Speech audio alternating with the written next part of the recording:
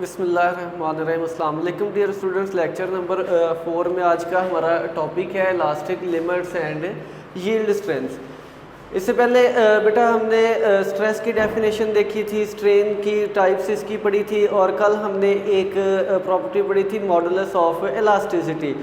आज बेटा ऐसे ही सॉलिड जो मटेरियल हैं उनकी मॉडुलस या उनका स्ट्रेस स्ट्रेन का रिलेशन देखने के लिए हमने एक ग्राफ जो है उसको स्टडी करना है। किस तरह का ग्राफ है बेटा? ये एक हमारे पास टेंसाइल टेस्ट है, टेंसाइल टेस्ट इसको बोलते हैं। हमने क्या काम करना है कि एक वायर लेनी है, इस वायर के साथ डिफरेंट लोड्स जो हैं वो हैंग करने हैं। लोड का मतलब यहाँ पे हम इस पर स्ट्रेस अप्लाई कर रहे होंगे और उस स्ट्रेस के अप्लाई करने से जो इसमें हमारे पास स्ट्रेन प्रोड्यूस होगा उसको हमने ऑब्जर्व करना है। तो असल ये स्ट्रेस और स्ट्रेन एक हमारे पास जो रिलेशन है वो आएगा। इस टेस्ट को जो है वो एक हमने इलेक्ट्रॉनिक डिवाइस की मदद से कैलकुलेट किया होता है, एक ग्राफ की मदद से जो है वो शो करते हैं। तो आइए बेटा देखते हैं कि इसके जो रिजल्ट्स हमें इलेक्ट्रॉनिक डिवाइस की मदद से या इस ग्राफ से जो हमें मिलते हैं वो क्या टेस्ट होते हैं। ठीक है, डिफरेंट इसके पॉइंट्स होंगे, वन बाय वन हम उन तमाम पॉइंट्स को डिफाइन करेंगे। पहले देख लें कि बेटा इस टॉपिक में जो याद करने वाली जो पेपर पॉइंट ऑफ व्यू से जो बातें पूछी जाती हैं वो शॉर्ट क्वेश्चंस के तौर पर क्या कौन सी होती हैं। सबसे पहले बेटा आपको डेफिनेशन देखनी होगी प्रोपोर्शनल लिमिट की, फिर डेफिनेशन है इलास्टिक लिमिट, फिर डेफिनेशन है yield point, plasticity, ultimate tensile stress. ये डिफरेंट बेटा पॉइंट्स हैं जो इस टॉपिक में आज हम अंडरस्टैंड करने जा रहे हैं। सबसे पहले बेटा इसमें जो पॉइंट है वो है हमारे पास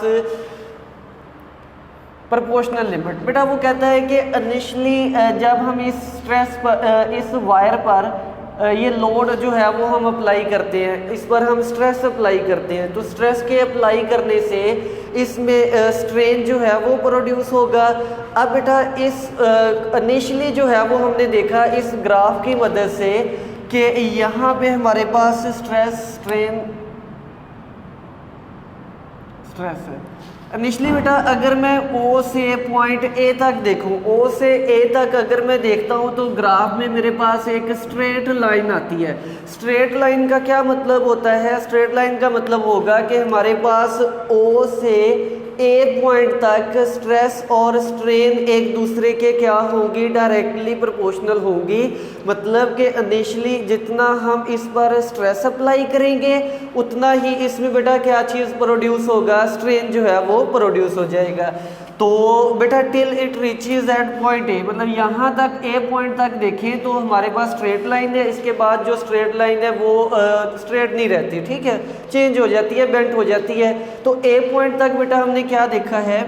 the greatest stress that a material endure without losing straight line proportionality between stress and strain, कि इसमें हमारे पास A पॉइंट बेटा ये कहलाता है प्रोपोर्शनल लिमिट है। हमारे पास ये मैक्सिमम स्ट्रेस है जो कि एक मटेरियल बियर कर सकता है, विद स्टैंड कर सकता है, प्रोपोर्शनैलिटी जो है वो लॉस किए बगैर स्ट्रेस और स्ट्रेन के दरमियान, कि A पॉइंट तक हमारे पास स्ट्रेस और स्ट्रेन क्या होंगे? डायरेक्टली प्रोपोर्शनल होंगे। फिर बेटा ये आपने पहले भी डेफिनेशन पढ़ी हुई है हुक्स लॉ की। हुक्स लॉ में आपने क्या डिफाइन किया था कि within proportional limit stress is directly proportional to strain, कि बेटा जब हम बात करते हैं ग्राफ में O से A तक तो हमने यही बात की है कि स्ट्रेस और स्ट्रेन डायरेक्टली प्रोपोर्शनल है, और यही बात हम किस में करते हैं? हुक्स लॉ में। तो ये हम कह सकते हैं कि प्रोपोर्शनल लिमिट के अंदर जो स्ट्रेस और स्ट्रेन है वो एक दूसरे के डायरेक्टली प्रोपोर्शनल होंगे। Stress is directly proportional to strain. अब बेटा यहाँ से एक और डेफिनेशन MCQs के हवाले से याद रखिएगा कि जो हमारे पास हुक्स लॉ की वैलिडिटी है, हुक्स लॉ की वैलिडिटी हमारे पास किसके अंदर होती है? प्रोपोर्शनल लिमिट के अंदर होती है, कि हम हुक्स लॉ को अप्लाई कर सकते हैं कहाँ पे? विद इन प्रोपोर्शनल लिमिट जो है वो हम इसको हुक्स लॉ को अप्लाई कर सकते हैं। अब बेटा नेक्स्ट देखें, अब हमने इस पर मज़ीद जो है वो लोड को इंक्रीज़ करना है। लोड इंक्रीज़ करना है मतलब हमने इस पर स्ट्रेस को और क्या करना है? इंक्रीज़ करना है। बेटा जब हम इस पर फर्दर जो है वो स्ट्रेस इंक्रीज करेंगे तो जो हमारे पास पहले रिलेशन आ रहा था प्रोपोर्शनैलिटी के, जितना स्ट्रेस था उतना स्ट्रेन प्रोड्यूस हो रहा था, अब बेटा ये जो प्रोपोर्शनैलिटी है ये ख़त्म हो जाएगी ख़त्म हो जाएगी, मतलब स्ट्रेस अब स्ट्रेन के डायरेक्टली प्रोपोर्शनल नहीं आएगा। इसलिए हमारे पास ए से बी तक अगर मैं देखूं तो जो पहले स्ट्रेट लाइन थी वो अब स्ट्रेट लाइन नहीं रहती बल्कि थोड़ी सी बेंड हो जाती है टूवर्ड्स स्ट्रेन एक्सिस। तो मतलब हमारे पास ए से बी तक अब जो है वो बॉडी प्रोपोर्शनल लिमिट के अंदर नहीं होगी। आप ये कह सकते हैं कि अब स्ट्रेस और स्ट्रेन एक दूसरे के डायरेक्टली प्रोपोर्शनल नहीं होगा from A to B, from A to B. A जो हमारे पास प्रोपोर्शनल लिमिट था, बी पॉइंट ए से बी तक हमारे पास अब जो है वो प्रोपोर्शनल लिमिट नहीं रहेगी, हुक्स लॉ एप्लीकेबल नहीं होगा, स्ट्रेस स्ट्रेन के डायरेक्टली प्रोपोर्शनल नहीं होगा। लेकिन बेटा वो कहता है कि ए से बी कि अगर हम B तक इस पॉइंट तक लेट्स से कि अभी बॉडी पे जो हमने स्ट्रेस अप्लाई किया है वो B पॉइंट तक जो है वो इतना स्ट्रेस हमने अप्लाई किया है, यहाँ तक स्ट्रेस अगर अप्लाई किया हुआ है हमने और स्टिल अभी हम यहाँ से जो ये लोड है बेटा इसको रिमूव कर दें, मतलब मैं इसको यहाँ से इस वायर से हटा देता हूँ, तो लोड को हटाने से ये जो कर्व है ये दोबारा रिट्रेस हो जाएगी और ये जो वायर है ये अपनी इनिशियल लेंथ में वापस चले जाएगी। क्या होगा काम कि B पॉइंट तक अगर मैं लोड को रिमूव कर देता हूँ बेटा तो ये जो कर्व है ये रिट्रेस हो जाएगी और जो वायर है ये अपनी इनिशियल लेंथ में, अपनी इनिशियल डायमेंशन में वापस चले जाएगी। तो बेटा इस B पॉइंट को फिर हम बोलते हैं इलास्टिक लिमिट। B पॉइंट को क्या बोलते हैं? इलास्टिक लिमिट, क्योंकि इलास्टिसिटी में हमने डेफिनेशन की थी कि ये बॉडी की वो एबिलिटी होती है जो कि अपनी इनिशियल लेंथ को रिटेन करती है। तो बेटा देखिए यही तो हमने बात की है कि B तक अगर हम लोड रिमूव कर देते हैं तो बॉडी या वायर कोई भी मटेरियल है वो अपनी इनिशियल लेंथ में, इनिशियल शेप में वापस चले जाएगा।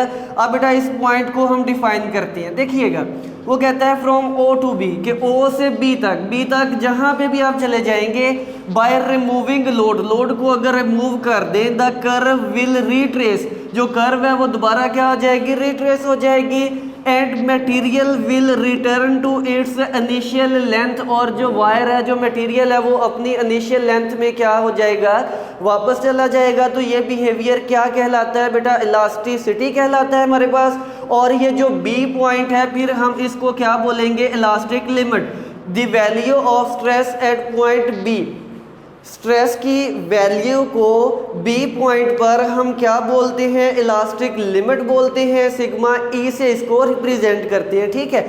फिर बेटा इस B पॉइंट का हमने एक और भी नाम दिया हुआ है, इस B पॉइंट को हम बोलते हैं यील्ड पॉइंट। बेटा अभी तक हमने ये डिफाइन किया कि B पॉइंट तक स्ट्रेस अप्लाई करने से बॉडी अपनी इनिशियल शेप में वापस आ जाएगी बाय रिमूविंग द स्ट्रेस, ठीक है।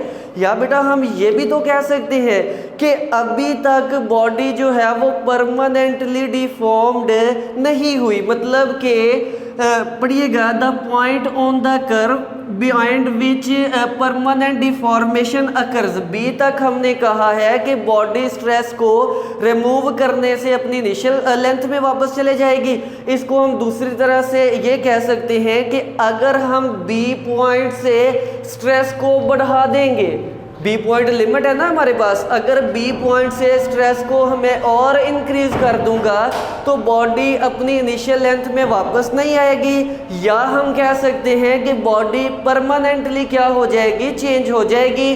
तो B पॉइंट को बेटा क्या बोलते हैं फिर हम? Yield point. दो तरह से डिफाइन किया है। वो पॉइंट है जिससे बॉडी लोड को रिमूव करने से बॉडी अपनी इनिशियल लेंथ में वापस आ जाती है, या B पॉइंट यील्ड पॉइंट भी कहलाता है कि इससे ज़्यादा स्ट्रेस बढ़ा देंगे तो बॉडी परमानेंटली बेटा क्या हो जाएगी? चेंज हो जाएगी, ठीक है। तो ये दोनों पॉइंट्स बेटा अपने B पॉइंट से रिलेटेड जो है वो याद रखने हैं।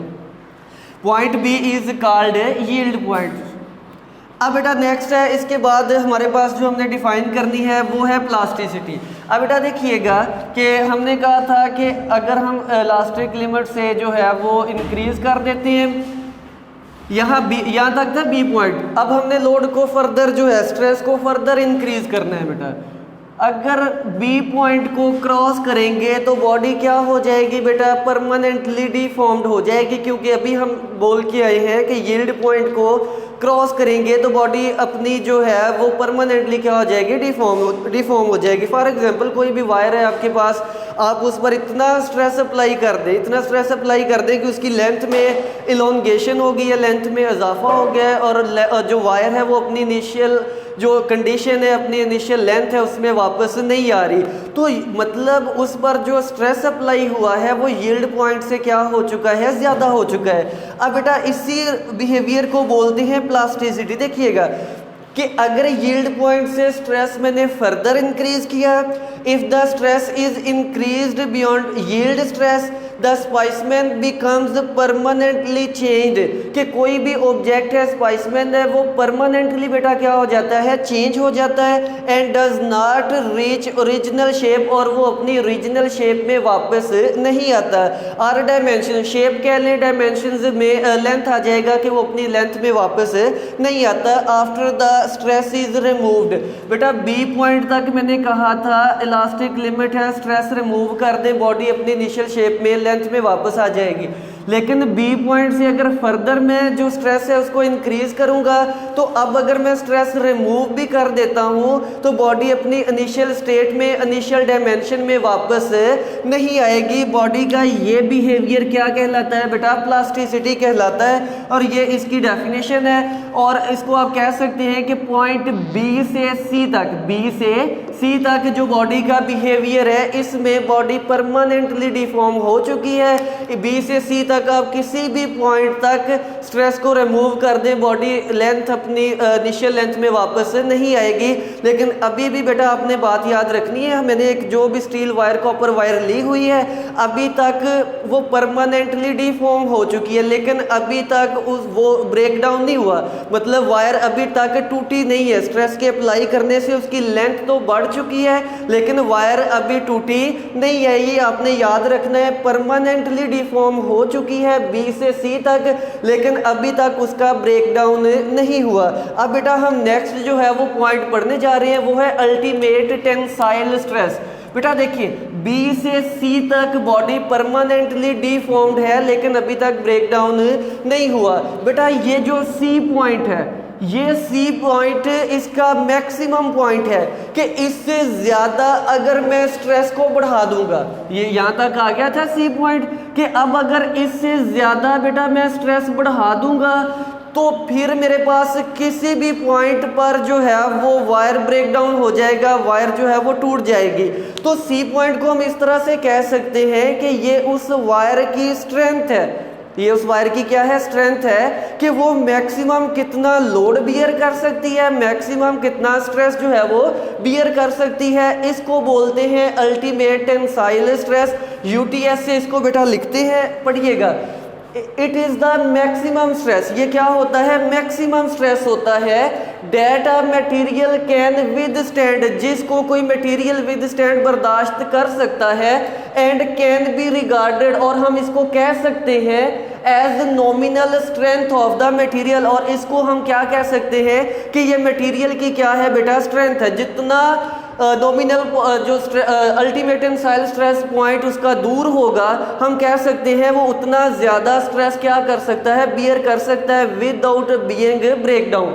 अब बेटा यहाँ पे ये जो सी पॉइंट है, इसको हम सिग्मा एम से मैक्सिमम स्ट्रेस से भी रिप्रेजेंट करते हैं, और इस पॉइंट सी को क्या बोलते हैं, अल्टीमेट टेंसाइल स्ट्रेस।